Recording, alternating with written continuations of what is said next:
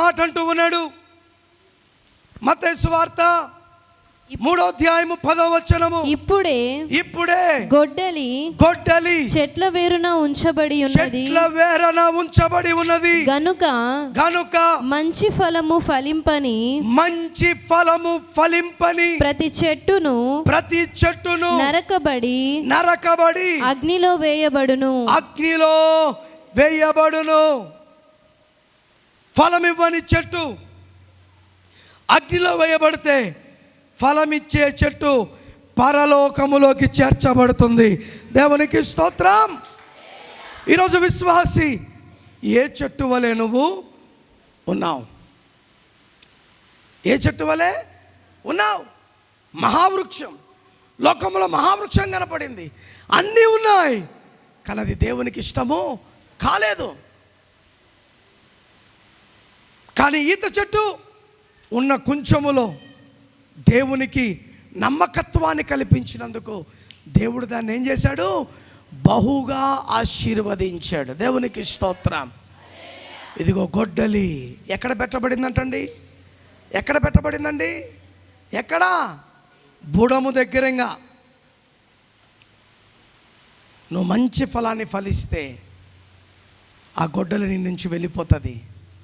చెడు ఫలాన్ని ఫలిస్తుంటే ఆ గొడ్డలి నిశ్చయముగా నీ చెట్టును నరికి వేస్తుంది. జాగ్రత్త. అందుకే దావీదు గారు అంటున్నాడు, ఎవరితో పోలుస్తున్నాడు చెట్టును? చెప్పాలి, నీతిమంతులతో పోలుస్తున్నాడు. ఎవడు నీతిమంతుడి లోకములో? ఒకడైనను ఉన్నాడా? ఎవడు లేడు, దేవుడు తప్ప. ఆ దేవుడి లోకానికి ఎందుకు వచ్చాడంటే ఆ నీతి తత్వమును నీకు ఇవ్వడానికే వచ్చాడు. దేవునికి స్తోత్రం. అందుకే 2 రకాల ప్రజలు ఈ లోకములో ఉంటున్నారంట. ఒక రక ప్రజలు పరిశుద్ధులైతే ఇంకొక రక ప్రజలు ఎవరో తెలుసా? దుష్టునితో స్నేహము చేయుచున్నవారు.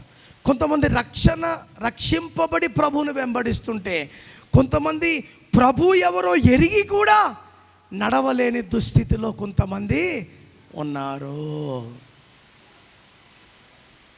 ప్రతి మతములో చూడండి, ప్రతి భక్తిలో చూడండి, ప్రతి విధానములో చూడండి, కలిగి ఉన్న ఆశ ఏంటో తెలుసా?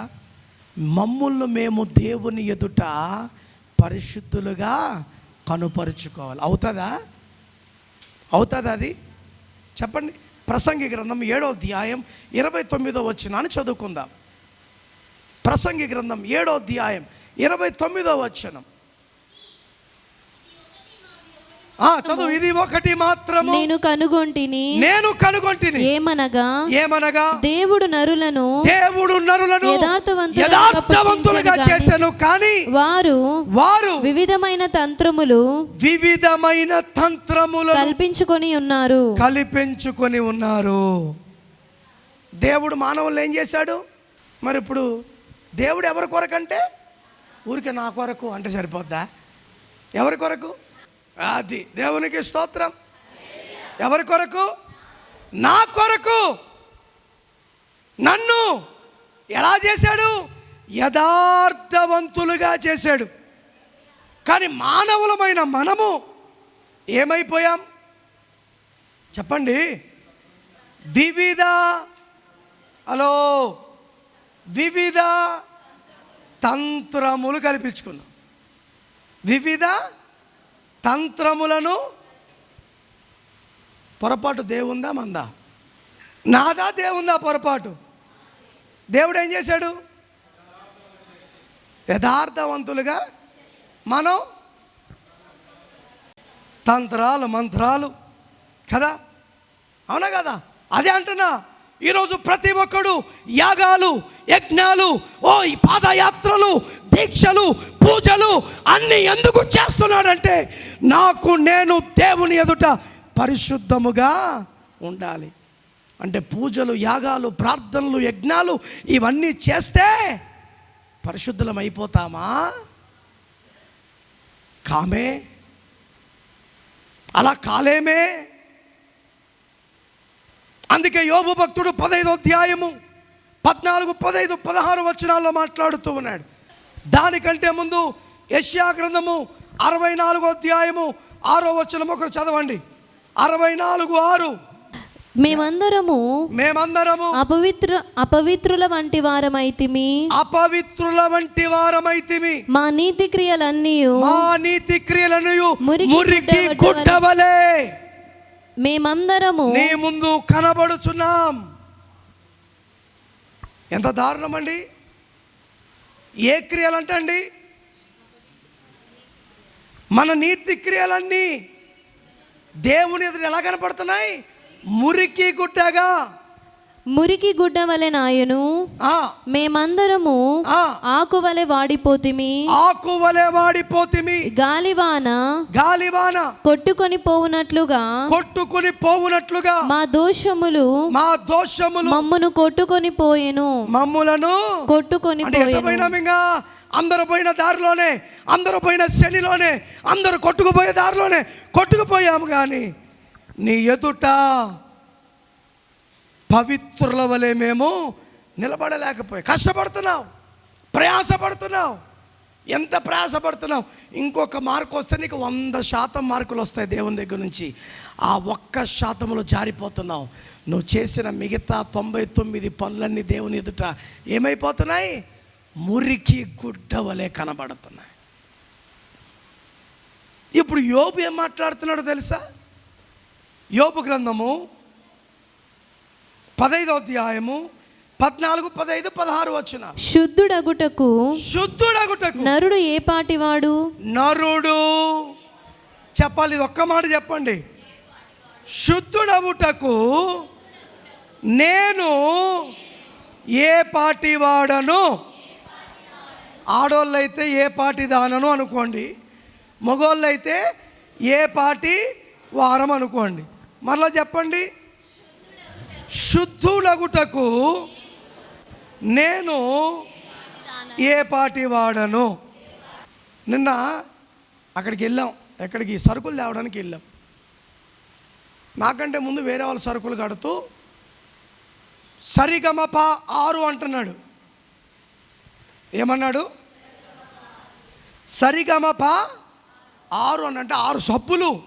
ఆ సబ్బు పేరేంటి అంటే కొత్త పేరు అని మనకు తెలియదు కదా.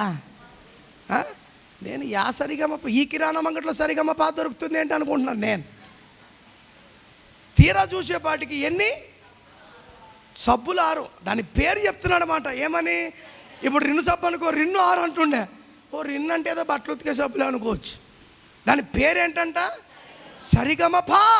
అబ్బా, సరిగమ. నేను విచిత్రపోయి చూస్తే అబ్బో కనపడ్డాయి. పొద్దున గిరిపేదలో మేము కూడా సరిగమపానే వాడుతున్నాం అన్నారు. అబ్బా ఎంత మంచోళ్ళం. ఇప్పుడు ఎందుకు చెప్పాను ఈ సరిగమప అంటే, ఒంటి శుద్ధికి, బట్ట శుద్ధికి అనేక రకాలు ఉన్నాయి. ఏవి చెప్పండి? ఇప్పుడు కనుక అడిగినా అనుకో, మాది సంతూర్ సార్ అంటారు, మాది లక్స్ సార్ అంటారు, మాది చాలా కాస్ట్లీ పాలతో చేయబడిన డవ్వు సార్ అంటారు. అబ్బో ఇంకేమంటారు? మెడిమిక్స్. ఇంకేమంటారు? మైసూర్ శాండిల్. పొద్దునకేమో గోల్డ్ సార్ అనింది. అబ్బా ఏంటంట? గోల్డ్ అంటే అనేక రకాలవి. ఇవన్నీ శరీర శుద్ధియా, ఆత్మశుద్ధియా? చెప్పండి. యోబు మాట్లాడుతున్న మాట నిజమే. ఏమంటున్నాడు? శుద్ధుడగుటకు నరుడు పొద్దున్న స్నానం చేసి మధ్యాహ్నం కల్లా ఇట్టా అనుకో, ఏమొస్తుంది? మట్టి అనుకో. చెప్పండి. అద్దం ముందుకు పోయి బట్టలు ఇట్లా తిరిగి చూడు, బట్టకి ఏమంటుంటుంది? చెప్పండి చెప్పండి. ఈ బట్టలు ఉతకడానికి ఉష్ ఉష్ ఉష్ ఏమ్మ శబ్దం అంటే లోపల నుంచి వస్తాయి, కానీ దీని మురికి వదలదంట. సాకలలో చూడండి భలే ఉంటుంది. అందిట్లో ఉష్ ఉష్ ఉష్. నాకు ఫస్ట్ అర్థమైతే ఎవరిని పిలుస్తున్నారు ఉష్ ఉష్ ఉష్ అని, ఏమొస్తుందో చూద్దామని. అంటే ఏంటంటే జోసు రావడానికి లోపల నుంచి ఏంటంట చెప్పండి. ఎంత లోపల నుంచి జోసు వచ్చి ఉస్సు తుస్సు బుస్సు అన్నా అక్కడికి తుస్సే కదా, ఇంకేముంది? అవునా? అంటే ఎన్ని తెచ్చుకున్నా, ఎన్ని డబ్బులు పెట్టి కొనుక్కున్నా అవన్నీ దేని కొరకు? ఒక 2, 3, 4 గంటలు మనల్ని శుద్ధిగా ఉంచడానికి తప్ప దేనికైనా పనికి వస్తుందా? అందుకే రోమిలికి రాసిన పత్రిక 8వ అధ్యాయం 33వ వచనంలో ఒక మాట అంటున్నాడు. చూద్దామా త్వరగా? రోమిలికి రాసిన పత్రిక 8వ అధ్యాయం 33వ వచనం. దేవుని చేత ఏర్పరచబడిన వారి మీద నేరము మోపువాడు ఎవడు? నీతిమంతులుగా తీర్పు తీర్చువాడు దేవుడే. గట్టిగా చప్పట్లు కొడుతూ దేవుని స్తుతిద్దాం. హల్లెలూయా. దేవుని ఏర్పాటులో, దేవుని చిత్తములో నీవు నేను ఉండగలిగితే మన మీద నిందేసేవాడు ఎవడు? అవునా కాదా? వేసుకొని తీర్పునిచ్చేవాడు ఎవరు? చెప్పండి. కుష్ఠరోగిని చూచారు, వాడి పరిస్థితిని చూచి కుష్ఠరోగి పక్కవరా, పక్కవరా అన్నారు.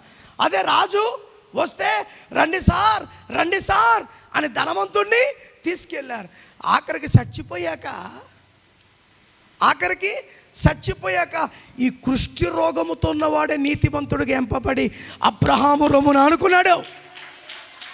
మరి లోకములో ఉన్నవాడు, అన్ని సుఖ సౌకర్యాలు కలిగిన వాడు ఎక్కడికి వెళ్ళాడంట? నరకానికి వెళ్ళాడు.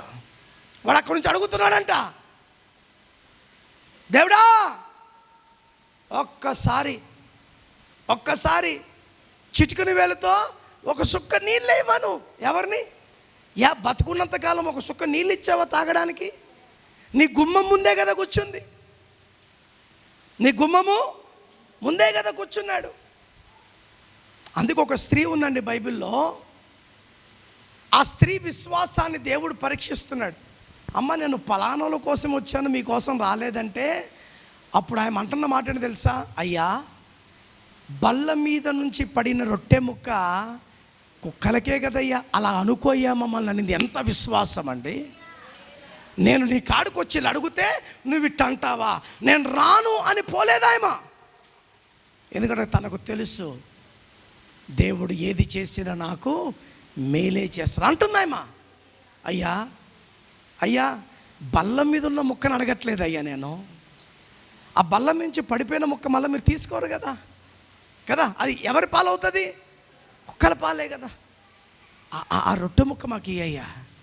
దేవుడు అన్నాడు, నీ విశ్వాసము గొప్పదే, నువ్వు అనుకున్నది అనుకున్నట్టు జరుగును గాక. చాలామందికి అదే, మా కొరకు వచ్చినాడు దేవుడు. మా కొరకు కాదు, అందరి కొరకు. అందుకే దేవుడు అందరికీ ప్రభువై ఉన్నాడు. హల్లెలూయా. ఆయన అందరికీ ప్రభువై ఉన్నాడు. ఇప్పుడు ఏమంటున్నాడు 33వ వచనంలో? దేవుని చేత ఏర్పరచబడిన వారి మీద నేరమును మోపువాడు ఎవడు? నీతిమంతులుగా తీర్పు తీర్చువాడు దేవుడే. మనల్ని నీతిగా ఎంచవలసిన వాడు ఎవరు? లోకం కాదు, అధికారులు కాదు, సేవకుడు కాదు, సేవకుని విశ్వాసులు కాదు. మనందరిని ఎవరంట? పేరు పెట్టి పిలిచిన దేవుడే మనల్ని నీతిమంతుడిగా పిలుస్తాడంట. దేవునికి స్తోత్రం. అలా పిలిచేటట్టుగా మన జీవితాలను మనం దేవునిలో కట్టుకోవాలి. ఇదే రోమిలకు రాసిన పత్రిక 3వ అధ్యాయం 24వ వచనంలో అంటున్నాడు, కాబట్టి నమ్మువారు ఆయన కృప చేతనే క్రీస్తు యేసునందలి విమోచనము ద్వారా ఉచితముగా నీతిమంతులని తీర్చబడుచున్నారు. ఎలాగంటండి? ఉచితముగా. దేని చేత ఉచితముగా? కృప చేత. దేవునికి స్తోత్రం. హల్లెలూయా. యేసు ప్రభు కాలం నుంచి పట్టేశారు ఈ దయ్యాలు. అంటే మిమ్మల్ని కాదు అంటున్నాను, నిద్ర దయ్యం. శోధనలో పోకుండా ప్రార్థన చేయంటే అని పడుకున్నారంట. ఏం చెప్పినానరా అంటే, ఏమో నాయనా ఆత్మ మాత్రం శరీరం మాత్రం అన్నారంట. ఆత్మేమో బలంగా ఉంది. శరీరము సంకల్పం బలంగా ఉన్నప్పుడు ఏమొచ్చినా నిన్ను ఏది చేయలేదు. నీ సంకల్పం బలమైనది కాదు. ఇక్కడ ఏమంటున్నాడు? కృప నీకు ఉచితముగా ఏమిస్తుంది? నీతిమంతునిగా చేయుచున్నది. దేవునికి స్తోత్రం. ఎప్పుడు నువ్వు ఆ కృప దగ్గరకు వచ్చినప్పుడు, కొడుకా యేసు క్రీస్తునందున్న కృప చేత నువ్వేమవ్వాలి? బలవంతుడవు కావాలి. నన్ను చూడొద్దు, ఎవరిని చూడు? కృపనిచ్చు దేవుని చూడంటున్నాడు అపోస్తలుడైన పౌలు తన ప్రియ కుమారుడైన తిమోతితో. దేవునికి స్తోత్రం. కానీ మనం వాళ్ళు చేస్తారా, వీళ్ళు చేస్తారా, వాళ్ళు వస్తారా, వాళ్ళు చేయి చాపుతారా అని ఎన్నెన్నెన్నెన్నెన్నో ఆలోచిస్తాం. మనం ఎవ్వరి కోసం చూడవలసిన పనిలే. కృపనిచ్చు దేవుని వైపు చూడగలిగితే ఆయన కృప వెంబడి కృపను మనకు అనుగ్రహించేవాడు. దేవునికి స్తోత్రం. హల్లెలూయా. మనము నీతిమంతుల జాబితాల్లో ఉండగలుగుతున్నామంటే ఇదేదో మన గొప్పతనము కాదండి, దేవుని కృప. ఒక ఆయన పాస్టర్ గారి దగ్గరికి వచ్చి అడిగిందంట, అయ్యగారు మీటింగ్లు ఎప్పుడు పెడుతున్నారని.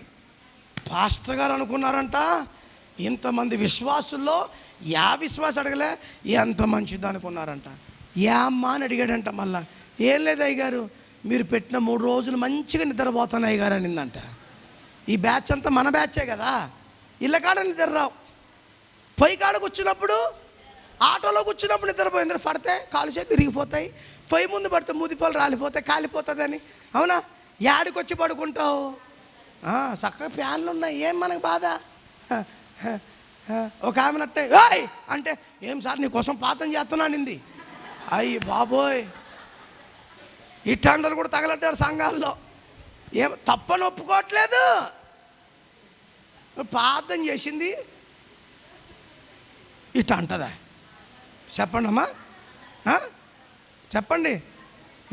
నేను పట్టిన ఓ సామెతను చూసారా?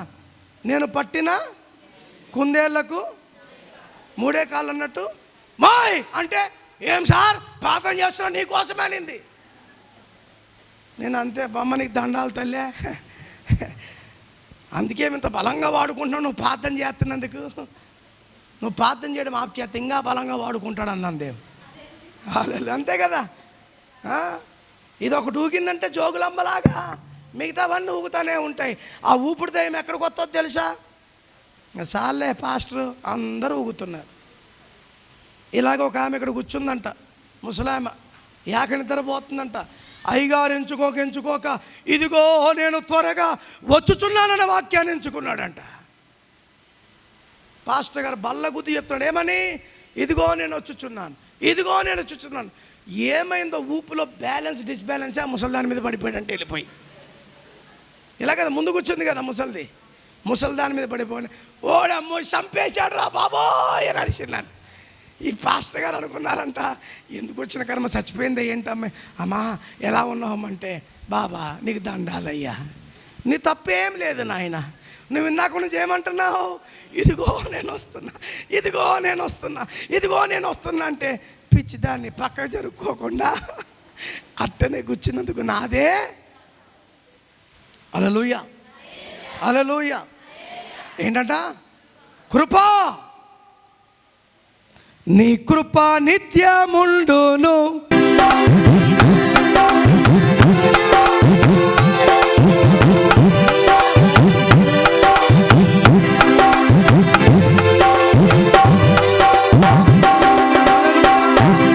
ఎక్కడ వినబడాలి ఇది?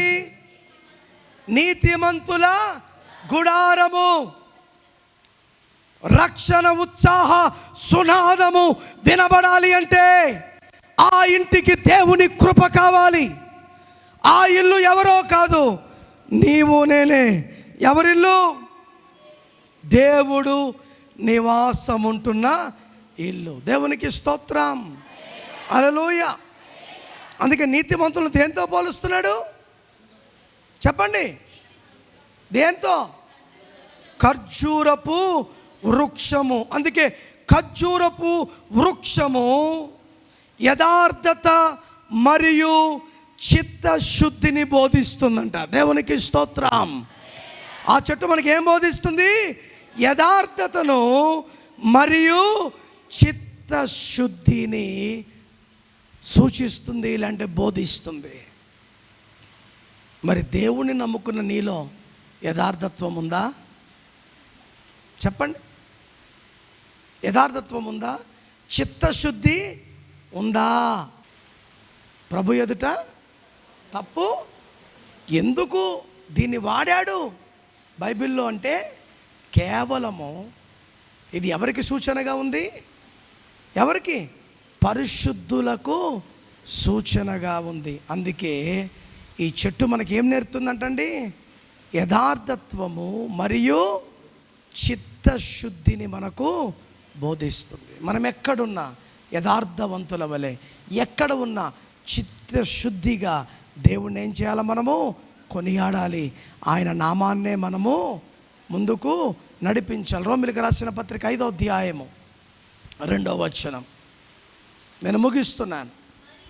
మరియు ఆయన ద్వారా మనము విశ్వాసము వలన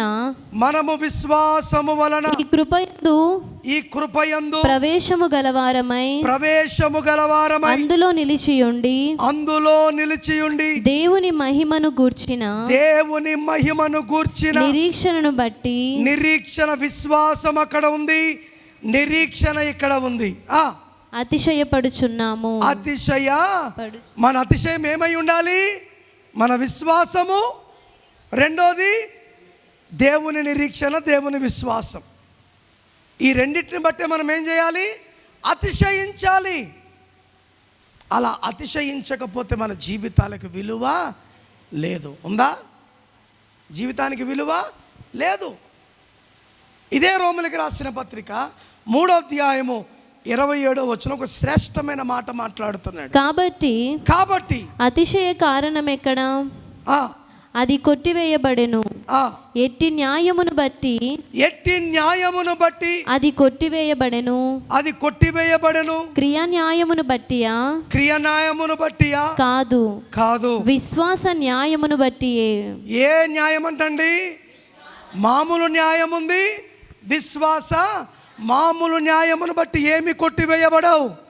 నీకు విశ్వాసము కలిగిన న్యాయము ఉన్నప్పుడే మన తప్పిదములు, పాపములు ఏమవుతాయి? కొట్టివేయబడతాయి. రాళ్లతో కొట్టబడుతున్నా ఆ పాపాత్ములను స్త్రీ యేసు పాదముల దగ్గరికి వచ్చి పశ్చాత్తాపడుతుంది.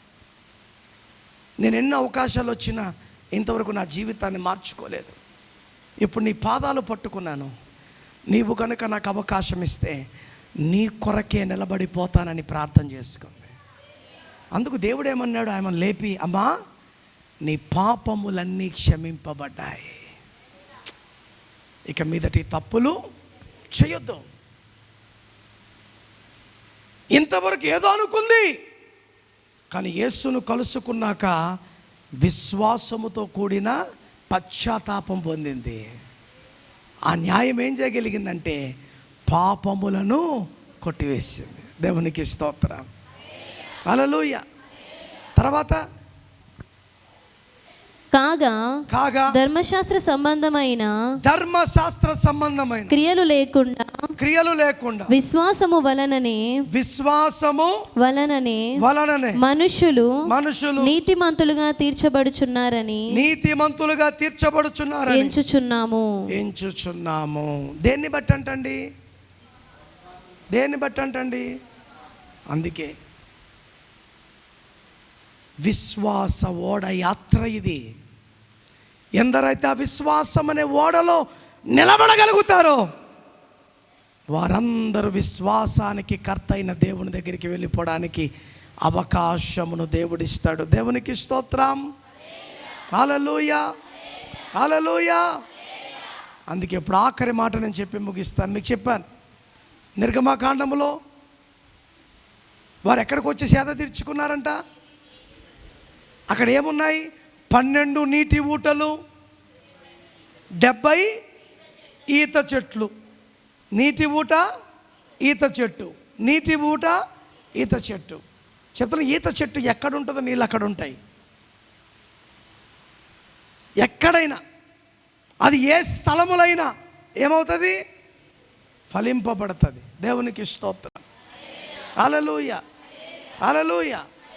ప్రకటన గ్రంథం 7వ అధ్యాయం 9వ వచనం. తరువాత నేను చూడగా ఇదిగో ప్రతి జనములో నుండి ప్రతి వంశములో నుండి ప్రజలలో నుండి ఆయా భాషలు మాట్లాడు వారిలో నుండి వచ్చి ఎవడును లెక్కింపజాలని ఒక గొప్ప సమూహము కనబడెను. వారు తెల్లని వస్త్రములు ధరించుకున్న వారై ఖర్జూరపు మట్టలు చేత పట్టుకొని. దేవునికి స్తోత్రం కలుగునుగాక. అక్కడ ఖర్జూరపు మట్టలు చేత పట్టుకొని వారికి ఏమిచ్చాయి? సేద తీర్చాయి, ఆకలిని తీర్చాయి, దాహమును తీర్చాయి, నెమ్మదినిచ్చాయి, ముందు ప్రయాణానికి దాహోపపాటు పడ్డాయి. దేవునికి స్తోత్రం. ఇప్పుడు ఇక్కడ ఏమంటున్నాడు? ఖర్జూరపు మట్టలు చేత పట్టుకుని సింహాసనము ఎదుటను గొర్రెపిల్ల ఎదుటను నిలువబడి సింహాసనాసీనుడైన మా దేవునికి గొర్రెపిల్లకును మా రక్షణకై స్తోత్రమని మహాశబ్దముతో ఎలుగెత్తి చెప్పిరి. చాలా మందికి మాట అర్థం కాక వారు తెల్ల వస్త్రాలు ధరించుకున్నారని ఇంకా చర్చిలకు వచ్చినా యాడికి వచ్చినా తెల్ల బట్టలని ఎడుతున్నారు. ఇక్కడ మాట్లాడే మాట వేసుకునే తెల్ల బట్ట గురించి కాదు, గుర్తుపెట్టుకో. ఈరోజు చాలామంది ఏమంటున్నారు చెప్పండి? తెల్ల వస్త్రాలు చూస్తూ ఉంటాం. ఆటోల మీద పోతారు, ఆడికి పోతారు, ఈడికి పోతారు, ఈడికి వస్తారు. ఏమేసుకుని? తెల్ల వస్త్రాలు. ఈ తెల్ల వస్త్రాలు మన సబ్బులతో ఉతుక్కునే తెల్ల వస్త్రాలు కాదంట. ఇప్పుడు ఇక్కడ 12 మంది పెద్దలు ఉన్నారు. ఆ పెద్దలలో ఒక పెద్ద దూతను అడుగుతుందంట, ఎవరి గుంపు, ఏంటి గొడవ? 13వ వచనం చదువమ్మా. పెద్దలలో ఒకడు తెల్లని వస్త్రములు ధరించుకొని ధరించుకున్న వీరెవరు? ఎక్కడి నుండి వచ్చిరని నన్ను అడిగాను. అందుకు నేను అయ్యా, చాలా జాగ్రత్తగా వినండి, అందుకు నేను అయ్యా నీకే తెలియననగా ఎవరిని అడుగుతున్నాడు ఇప్పుడు ఈ మాట? అక్కడ ఎవరున్నారు? పెద్దలున్నారు. రెండోది దూతలు ఉన్నాయి. మూడోది తెల్ల వస్త్రములను ధరించుకున్నవారు ఖర్జూర మట్టలు పట్టుకుని ఉన్నారు. Very clear. ఇప్పుడు సరే 11వ వచనం చదవండి. దేవదూతలందరూ సింహాసనము చుట్టూను పెద్దల చుట్టూను ఆ 4 జీవుల చుట్టూను నిలువబడి ఉండిరి. వారు సింహాసనము ఎదుట సాష్టాంగపడి. ఎవరు? దూతలు, తెల్లని వస్త్రం ధరించుకున్న దూతలు అందరూ ఆమేన్ ఆమేన్ యుగయుగముల వరకు మా దేవునికి స్తోత్రమును మహిమయు జ్ఞానమును కృతజ్ఞతాస్తుతియు ఘనతయు శక్తియు బలమును కలుగును గాక అని చెప్పుచు దేవునికి నమస్కారము చేసిరి. ఆమేన్ ఆమేన్. పెద్దలలో ఒకడు తెల్లని వస్త్రములు ధరించుకొని ఉన్న వీరెవరు? తెల్లని వస్త్రములను ధరించుకున్న వీరెవరు? ఎక్కడి నుండి వచ్చిరని నన్ను అడిగాను. అందుకు నేను అయ్యా నీకే తెలియననగా అతడు ఇలాగు నాతో చెప్పెను. వీరు మహాశ్రమల నుండి వచ్చిన వారు. మామూలు కాదంటండి అండి. తెల్లని వస్త్రముకు ఎంత విలువను దేవుడిచ్చాడో చూడండి. మనం పాత్రల కట్టుకెళ్ళిపోతాం తెల్ల బట్టలు. ఇది కాదు భక్తి. మనుషుడిచ్చిన వస్త్రము కాదు, దేవుడిచ్చు మహిమ వస్త్రాన్ని ధరించుకునేవాడిగా ఉండాలి. వారు ఎవరంట? మహాశ్రమల నుండి వచ్చిన వారు, గొర్రెపిల్ల రక్తములో, అందరు చెప్పలు పెడతారా? గొర్రె పిల్ల రక్తములలో వారి వస్త్రములను ఉతుకుకొని వాటిని తెలుపు చేసుకొనిరి. దేవునికి స్తోత్రం. హల్లెలూయా. అందుకే 15వ వచనం, దేర్ఫోర్ అందువలన వారు దేవుని సింహాసనము ఎదుట ఉండి, సింహాసనము ఎదుట ఉండి రాత్రింబగళ్ళు ఆయన ఆలయములో ఆయనను సేవించుచున్నారు. సింహాసనాసీనుడైన వాడు తానే తన గుడారము వారి మీద కప్పును. వారికి ఇక మీదట ఆకలి అయినను దాహమైనను ఉండదు. సూర్యుని ఎండ అయినను ఏ వడగాలి అయినను వారికి తగులదు. ఏలయనగా సింహాసనం మధ్యమందుండు గొర్రెపిల్ల వారికి కాపరి అయి జీవజలముల బుగ్గల యొద్దకు వారిని నడిపించును. దేవుడే వారి కనుల నుండి ప్రతి బాష్ప బిందువును తుడిచివేయును. హల్లెలూయా. ఎంత మర్మముతో కూడిన మాట ఇది. మళ్ళీ ఒక ప్రసంగం అవుతుంది. ఒక 2 మాటలు చెప్పి ముగిచ్చేస్తాను. వారు మళ్ళీ ఎక్కడికి తెప్పబడ్డారంట? నీటి బుగ్గల యొద్దకు తెప్పబడ్డారు. ఇందాక మనం చదువుకున్నది, ఇశ్రాయేలు ప్రజలందరూ ఎక్కడికి వచ్చారు? బుగ్గల దగ్గరికి వచ్చారు, తాగారు, విశ్రాంతిని పొంది ముందు జరిగే కార్యక్రమానికి వారు సిద్ధపడ్డారు. ఇప్పుడు ఆ జీవ జలపు ఊట బుగ్గ దేనికి సాదృశ్యంగా ఉందంటే దేవునికి సాదృశ్యంగా ఉంది. అర్థమవుతుందా? ఆయన దగ్గరికి వస్తేనే మనకు సమస్తం, ఆయన లేకపోతే మనకు ఏది కూడా లేదు. ఉందా? ఏది కూడా లేదు. అలా వారిని నడిపించవలసింది, వారికి సేద తీర్చవలసింది ఎవరంటే ఆ చెట్టుకు సాదృశ్యమైన నీవు నేనే. నేను చల్లగున్నా, నేను మంచిగున్నా, నా కడుపు నిండిందని కాదు, మనము ఆఖరి శ్వాస వరకు దేవుని కొరకు మాత్రమే ఉపయోగపడి ముందుకు సాగాలి. ఆఖరి వచనం ఒక్కసారి చదువుకుందాం.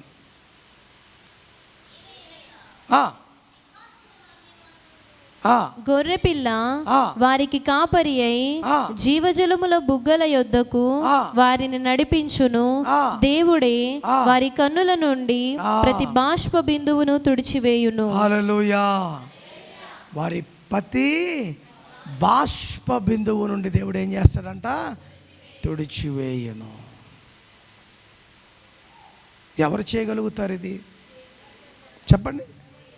మనం ఏమంటాం? నా తల రాత రాసింది దేవుడు అంటామా లేదా? లోకంలో ఎన్ని మాట్లాడతామో. దేవుడు ఏదైనా మంచికే కానీ చెడుకు ఏమాత్రమో కాడు. అందుకే నువ్వు అంజూరపు మట్టగా ప్రభు కొరకు పని చెయ్యాలి. అది యథార్థత్వాన్ని దేవుని ఎదుట కనుపరుస్తుంది, మంచిని కనుపరుస్తుంది. మనము పొందుకుంటూ అలా చేసినప్పుడు అనేక మంది ప్రభు యొద్దకు రాగలుగుతారు. అందరూ కూడా మోకరించి ప్రభుని అడుగుదాం. ప్రభా, దావీదు గారు 92వ కీర్తన 12వ వచనం అంటున్న రీతిగా నీతిమంతులు ఖర్జూర వృక్షం అంటూ ఉన్నారు. మరి ఆ ఖర్జూర వృక్షం వలె మేమున్నామా? ఆ నీతిమంతుల జాబితాలో మేమున్నామా? ఆలోచించండి. ప్రభా, నన్ను నేను సరి చేసుకోగలిగిన కృప దయచేయండి.